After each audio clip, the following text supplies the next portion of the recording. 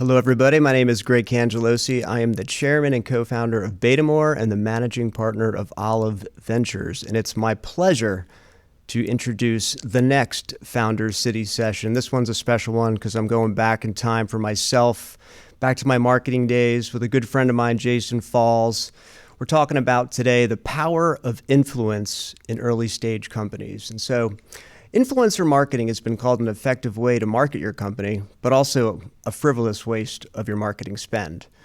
With early stage companies, that budget is most likely going to be extremely light, unless you're lucky enough to have a strong marketing budget from either funding or imagine actual revenue.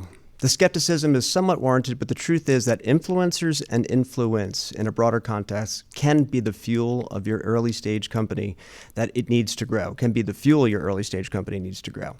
There are many ways to approach these types of efforts, typically a right way and a wrong way. My good friend Jason Falls, author of the new book, Winfluence, Reframing Influencer Marketing to Ignite Your Brand, will explain what's both wrong and right about leveraging online influencers, how early stage companies can identify and engage the right influencers, and then explain the concept of influence, that's without the R, and how it can unlock far better returns for your business. So let's get started. I am going to introduce my man, Jason Falls. How are you? Welcome to the show.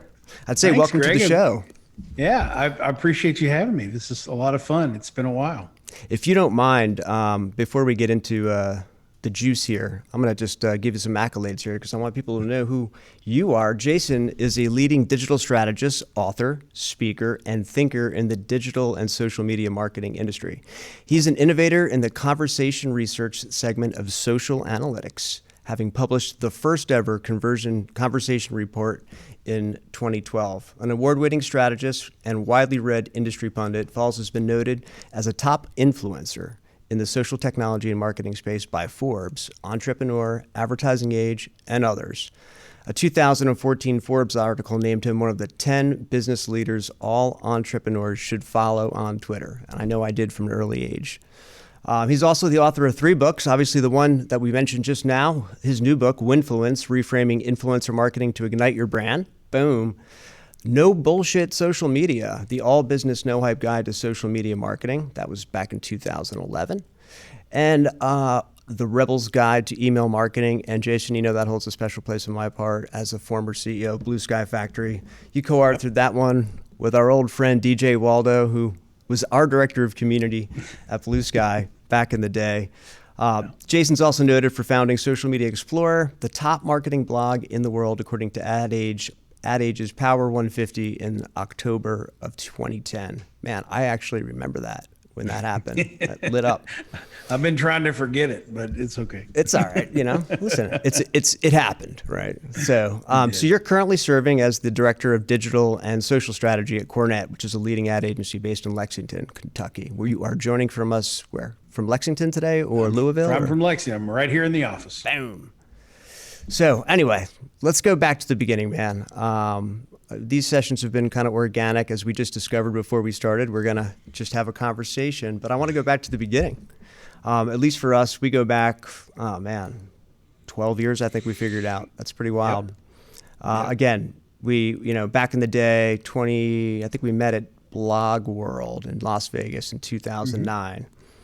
But do me a favor, just tell us a little bit about, the narrative of Jason Falls, how you got started in marketing, and we'll weave this into all the way up to today. Well, my first job in the world that was a real paying job was a DJ in high school. So I wanted a cool job. I didn't want some dorky, working at a convenience store. So I marched myself into the radio station and said, I want to be a DJ. And they didn't have anybody to work the weekend shift. So they said yes. And so I've always been in communications. My mom was the editor of the local newspaper in the small town where I grew up in Eastern Kentucky. So I've always been in this kind of communications world. And I wanted to be in that, from day one, either a journalist, a beat writer for a sports team or something like that. So I, went off to college, and my first real career job out of college was a radio producer. I stayed in radio and broadcasting, worked at ABC Radio Networks in New York for a couple of years as a producer. And then life happened. I ended up falling in love and moving back to Kentucky to get married, and began a 15-year career in the public relations world in college athletics. So I was a big sports guy back then, and so basically I ran the PR function for athletic departments, and I did that for quite some time. And then when my son was born, life happened again, and something else kind of pulled me in a different direction. Was 2005, and that's when I wound up getting out of college athletics into mainstream marketing, advertising, PR. But I had been working at smaller institutions, figuring out how to build websites and work the internet to our favor. And so when I landed at an ad agency and clients were saying, "Hey, we want to know more about this internet thing and blogs and social networks and whatnot," I was kind of there and the right place at the right time and didn't screw it up. And started giving clients like Maker's Mark, which was one of our clients at the agency where I worked, some advice on social media. And because I was in the right place at the right time working with really cool clients, I got invited to speak at some conferences, and it kind of snowballed from there. And I've got a radio background, so I love hearing myself talk. So when they wanted to put me on stage to give presentations about social media, I was like, "Yeah, I'll do that. That'd be great." And it just kind of snowballed. I wound up writing a couple of books, and I've been an agency guy for the most part. I spent a couple of years at Cafe Press on the brand side of things. Oh yeah, that's right. And but beyond that, I've been an agency consultant type guy, and just working with a bunch of clients over the years, trying to help them figure out the web. And that's kind of what I do. So your historical context here on your timeline with social marketing, PR, and now influencer marketing kind of brings me back a little bit too to that time frame. I remember specifically, and I'm gonna just kind of try to put a dart on the timeline, but I think it was 07, 08 when, we started going to, pod camp. There was this whole emergence of new media, right? And that's what we called it, the New Media Expo, the Podcast Academy, Blog World, PodCamp, et cetera, et cetera. It was interesting for me too, and right around the time we met, where like all these platforms were then starting to evolve, right? And the early days of influencer marketing were starting. I think back to my time as CEO of Blue Sky Factory when Twitter came out, and the idea of engaging with somebody from a CEO perspective or a business owner perspective to a potential customer. It was not about sales. It was about adding to the conversation. It was about being relevant. For us at Blue Sky, DJ and Chris Penn, who was running strategy for us, taught us a lot. It was all about, for us, it was about making people a better marketer. And we were using these channels, these platforms to get that message out, whether it was via blogs, whether it was, we did Blue Sky Factory TV. I don't know if you remember that. Mm-hmm. Webinars, but really mostly engaging one-on-one with people and really trying to build that digital connection that, again, the magic would then happen back in the day when we can actually be in the same room. We'd bridge the physical and the digital. And I remember, for me, now putting like 12 years behind those times, maybe a little bit more, the power of those platforms and social and the power of content really started to, we were engaging with a broader community as a brand, being relevant, adding to the conversation, as I said, and the early signs of being consistent and a brand on these channels really began to pay off from a customer conversion perspective. Talk to me a little bit about, the evolution of this space over the last decade. It's certainly gotten better. It's also gotten worse in some ways. You've been following it. I've after we sold Blue Sky in 11, I've been dancing around entrepreneurial ecosystems, and you've been staying much closer to the marketing world. But give us your perspective on that. Yeah, I mean, it definitely has evolved and changed because, back when you and I met, the way for a brand to really have, relevance online was to have really good content on their website, and then engage with customers and promote that content on social networks. And we're talking about, Twitter for the most part, a little bit of LinkedIn, a little bit of YouTube, and very, very little bit of Facebook, because that was still nascent back in those days, and they didn't really have a formative business model. I'm glad you skipped over MySpace, by the way. Yeah.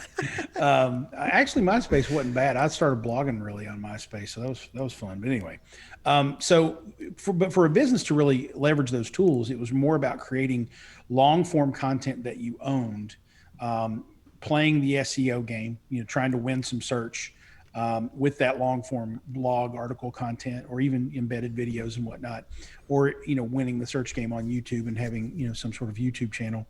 And then as Facebook emerged, and then Instagram emerged, and then here comes TikTok and all these others, everybody's, first of all, there was a lot more of an explosion of options for consumers to listen to in terms of channels and voices and whatnot. So there's a lot more noise out there. And every now and then there will be some signal that emerged from that. And that's where you get the kind of concept of influencers, as people who are standing out above all of the noise in terms of the content they're creating. But what happened was consumers' attention spans got shorter. And so now it's like, in order to really be relevant with consumers, if you're a B2C company, you really almost have to think in terms of 15-second sound bites and video clips and, Instagram images and Instagram stories and these little snackable content things, because blogs don't seem to be as relevant anymore for consumers.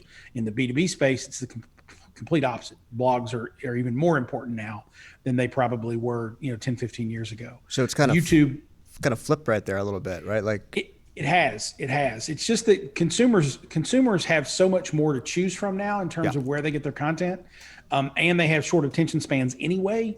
And so, of course, in that whole stretch of time, you got to remember the smartphone became the smartphone, right?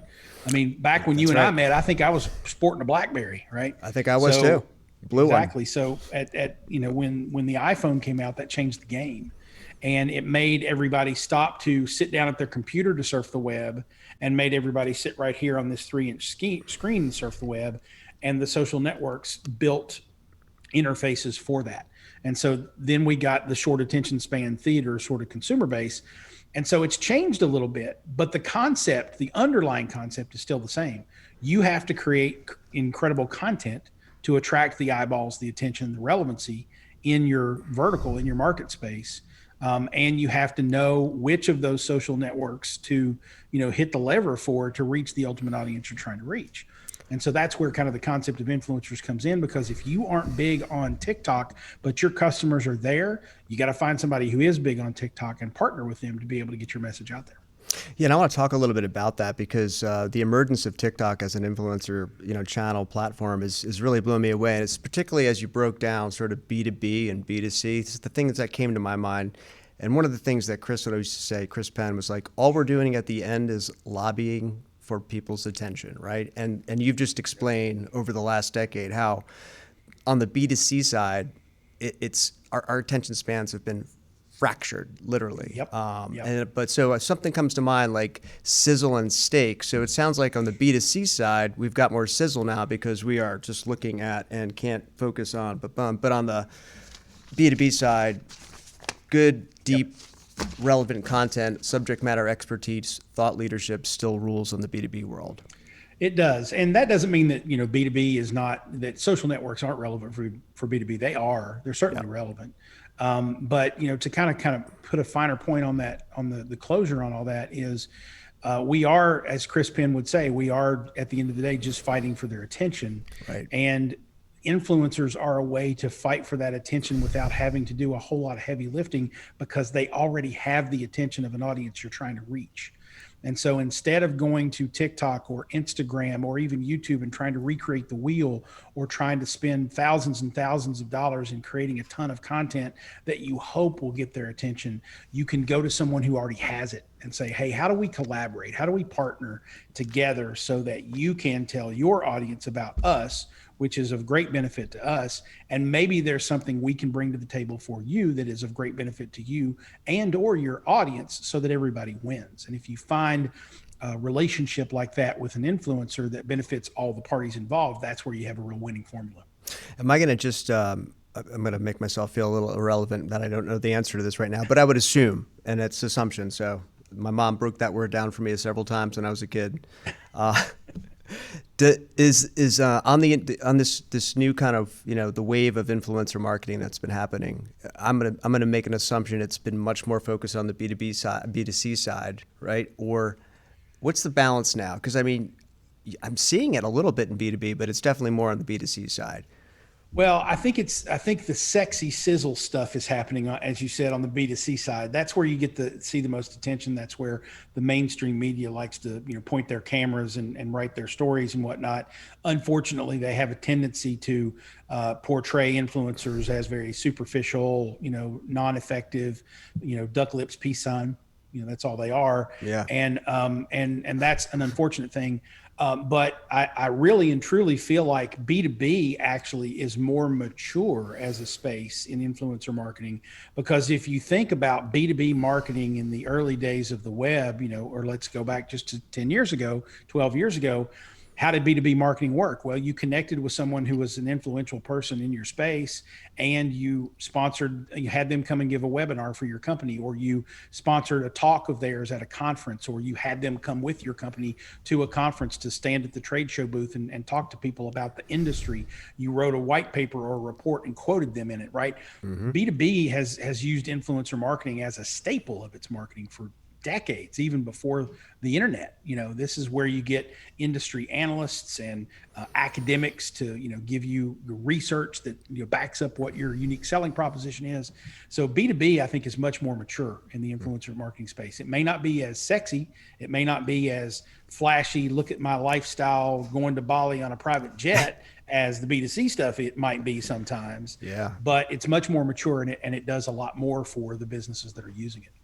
I love it. It's really changed quite a bit. And our audience, Jason, as you know, we're here to support the entrepreneurial journey and every aspect of it. And so I'm trying to bring this down to the early stage kind of world where, let's call it startups. In the ecosystem of startups is everything from bootstrap companies like I was at Blue Sky to heavily funded. The numbers have gotten crazy in venture these days.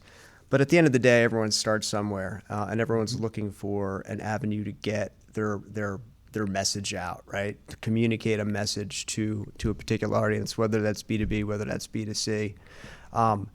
This whole space, I mean, if you are an early stage company, how do you think about this if you are got a B2C platform, or I just saw a new platform yesterday that I did a demo of that allows you to drop AR VR content on maps. It's really cool. But we talk about how do you get the base, right? How do you get the message out about it?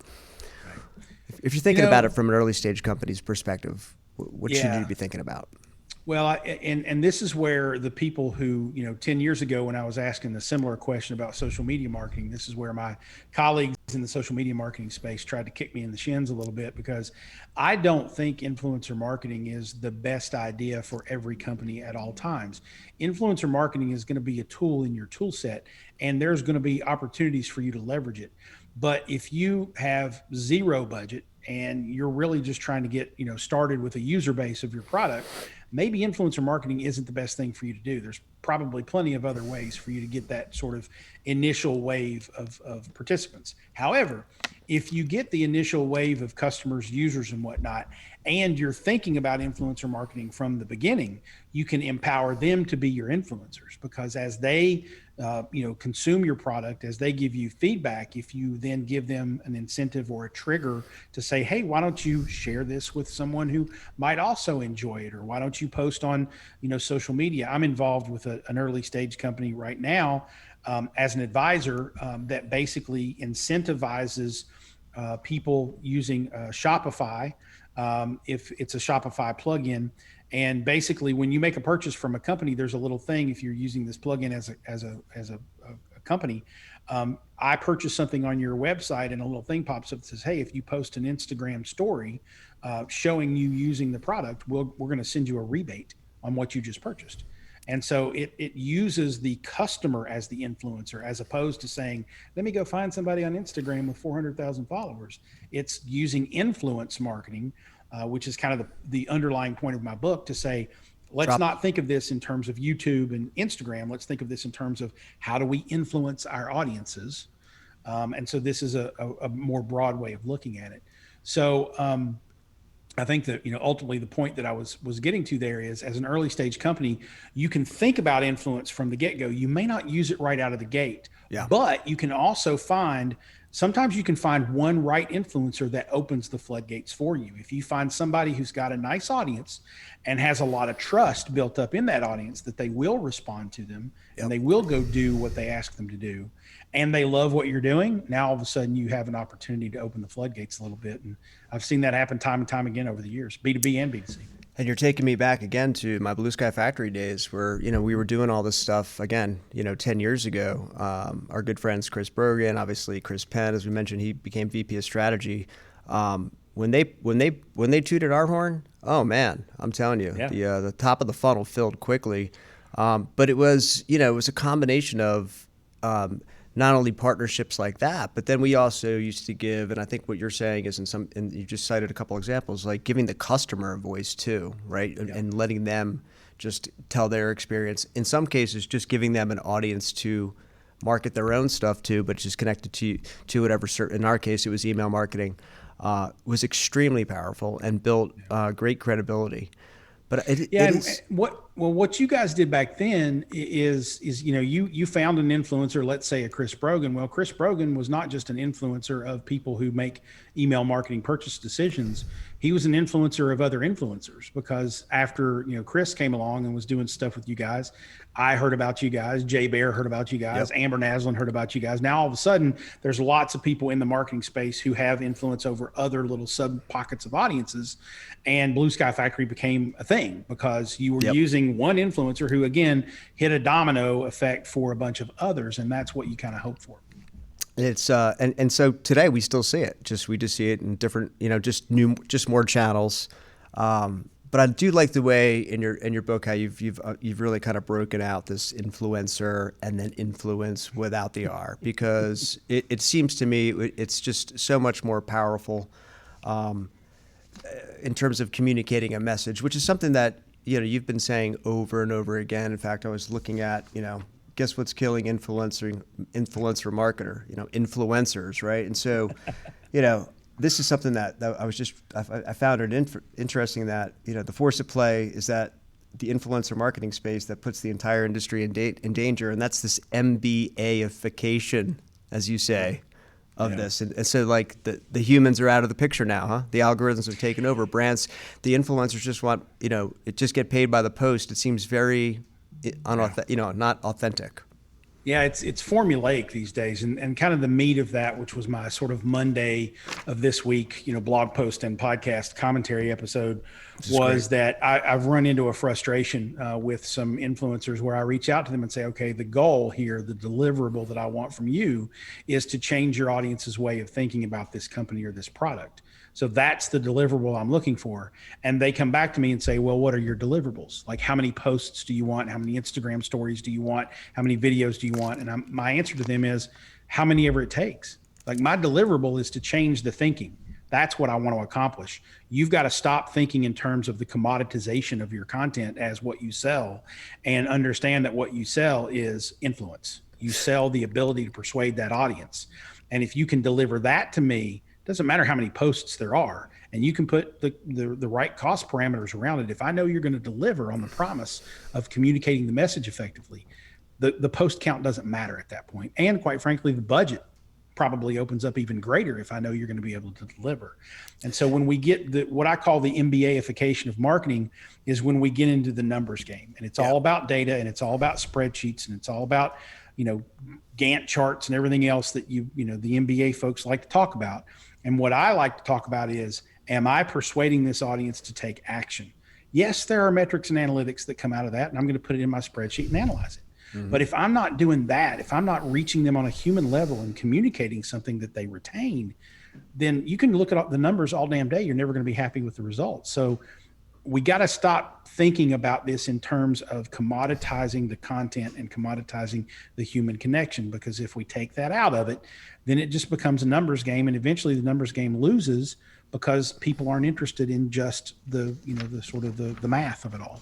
And I'm just curious, this is really, I think, I'm just curious about this, because I think when you think about like the value proposition or the economics involved with this kind of marketing, I mean, there's talent management firms, there's managed service companies.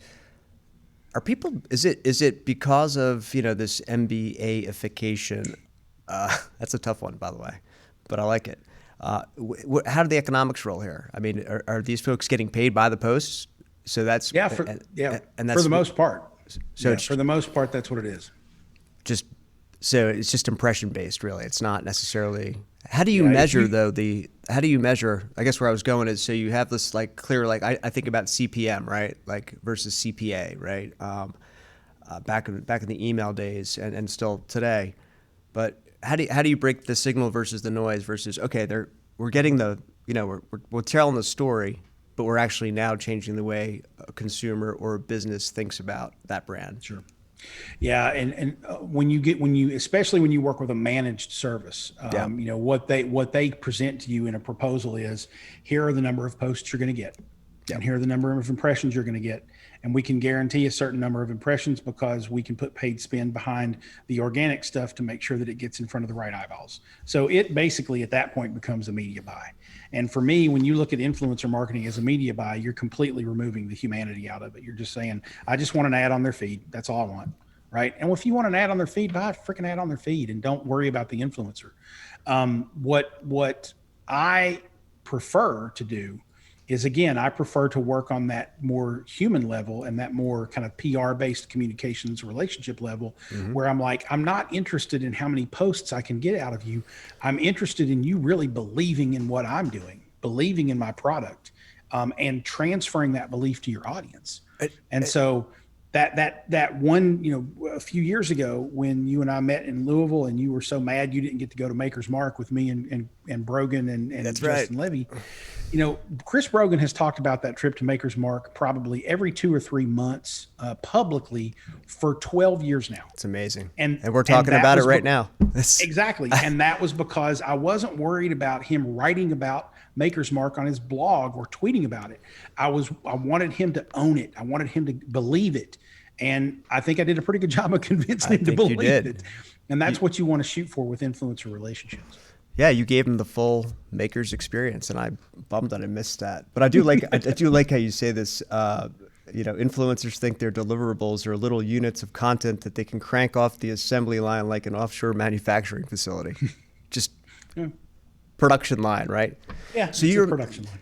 So I'm going to go back to early stage because I can go off on the ether on this stuff. It sounds like a lot of things are like the same over the last decade, but totally different at the same time. What do you think, the current opportunities and the problems are? I know we talked about the influencers, but how do you approach influence, in meaningful ways for your brand? Just some tactical stuff. I know you had a slide, but we were going to go presentation, but there is some early stage, approaches to this for influence.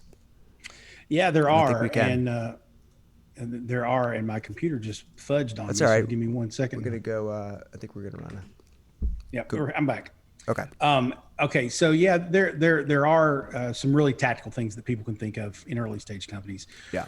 First of all, one right influencer can really open the door to users and revenue. As we use the Chris Brogan example with Blue Sky Factory, you can think about that one right one. So if you just find that one person, you don't have to invest a whole lot of money in them, probably, especially if you've got a product that they believe in. So find that one right person. Or certain influencers can make really good advisory board or referral partners, right? So like I'm on the advisory board of Guru Club, is the startup early stage company that I mentioned earlier. So I really liked their product enough that they said, well, would you be interested in serving on our advisory board? So now I'm getting involved with that company because I really believe in what they're doing. That's awesome. And so that gives me the opportunity to talk about them more frequently, and they're leveraging me as an influencer, but then I'm also involved in the company, which is kind of nice. That's a great one. Think about turning customers into influencers. We touched on that as well, right? Yeah. Your first round of people that consume your product, empower them to turn around and tell other people about it, and they can become your influencers. You're going to stumble across a couple that have a pretty good impact that are going to do that. And then any type of content that an influencer does with or for you, repurpose the crap out of it. Put it on your social channels, put it on your website. If it's a video clip, put it on YouTube and put paid spin behind it. Like every piece of third-party validation you can get, amplify the crap out of that stuff, because that is going to go a lot longer than you just creating an ad or a cool video. It's a third party saying, I believe in this brand and this company and this product, and here's why. Make sure that everybody sees that. And then as you are growing, build your own influence, create your own influence, even if only to appear as if you're authoritative. So start a podcast about your thing, your vertical, right?